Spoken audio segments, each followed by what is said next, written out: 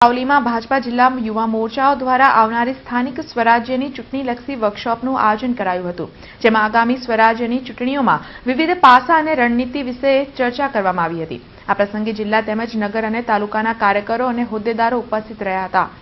મહામંત્રી ભાજપા ધર્મેશ પંડ્યા, જિલ્લાના ઉપપ્રમુખ અશોકભાઈ પટેલ, MS યુનિવર્સિટી સિન્ડિકેટ સદસ્ય જીગર ઇનામદાર સહિત વડોદરા જિલ્લા યુવા મોરચાના મંત્રી અંકિત રાણા અને કાર્યકરો ઉપસ્થિત રહ્યા હતા।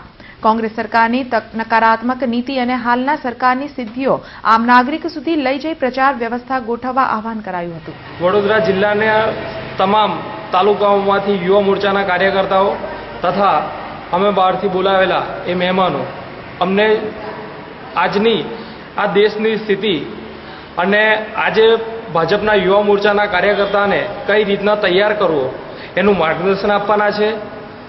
અત્યારે ભાજપ સરકાર કેન્દ્રની અંદર જે કામગીરી કરી રહી છે એ કામગીરીને આવનારા ઇલેક્શનોને ધ્યાનમાં લઈ એ પ્રજા સુધીને અમે પહોંચાડવાના છે।